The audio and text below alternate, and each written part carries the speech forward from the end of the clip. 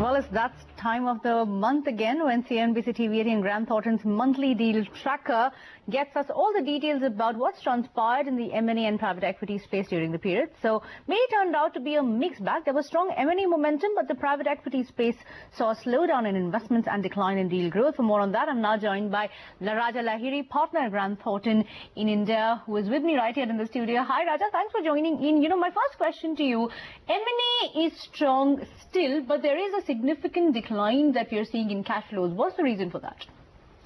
I think it's very clear that there is stress in the economy. I think obviously the banking sector is going through that.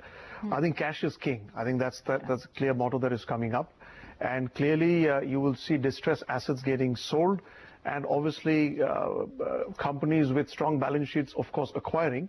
But I think the key is cash, and the second is quality of assets. I think that's going to be really driving deal making from the M&A perspective. Okay, but there is still some amount of cash crunch that you're seeing in some sectors. So what would these sectors be? Would it be the regular suspects like cement, infrastructure, power? Absolutely. I think that's the key one. I think you already seen JP getting sold to Ultratech on the cement side. There's obviously lots of transactions being talked about on some of the infra cement sectors. You've also seen, on the steel side, JSW acquiring Jindal Steel. So clearly these sectors, I guess, will see consolidation.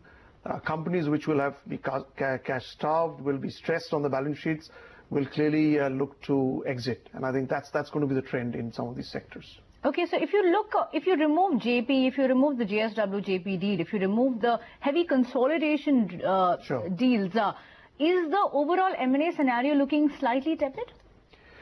I think it depends on sectors. You also saw Wipro buying a $400 million asset in the healthcare side in the US.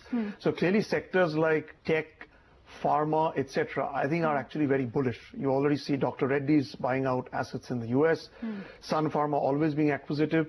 So I think sectors like tech and pharma will continue to be acquisitive.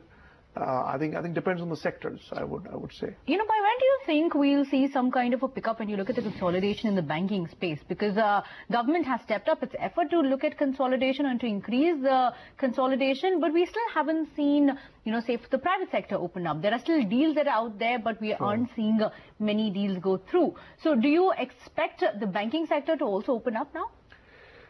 See, I think there is, of course, possibility of transactions. There's no doubt on that. But I guess there are a couple of things. One is regulatory and still remains a challenge. I think second is the overall NPS scenario.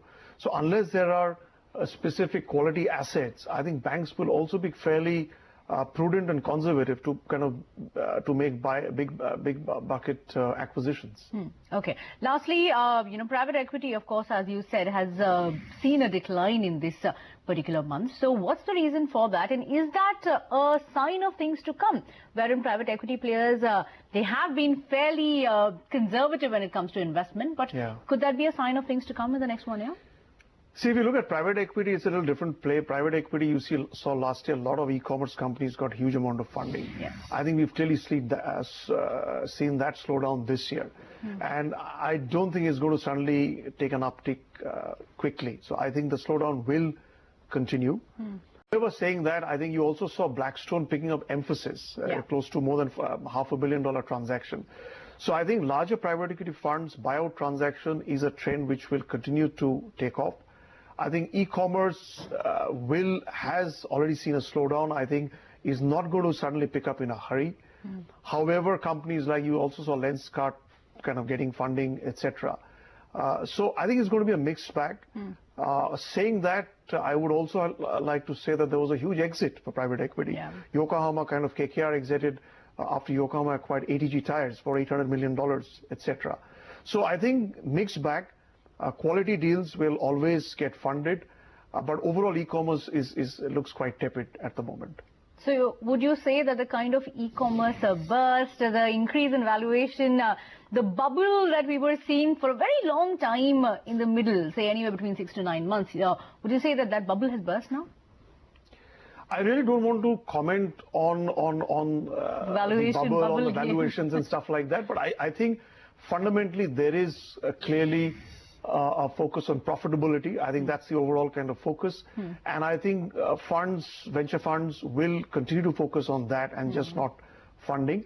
But as a trend, I've always said that before, that this is a sector which will continue to evolve and grow bigger, the overall digital space as we move forward. All right, Raja, appreciate you joining in as always to take us through the Grant Thornton deal tracker. We'll completely out of time. We'll take a quick break on that note. But up next, what does the new aviation policy mean for the sector?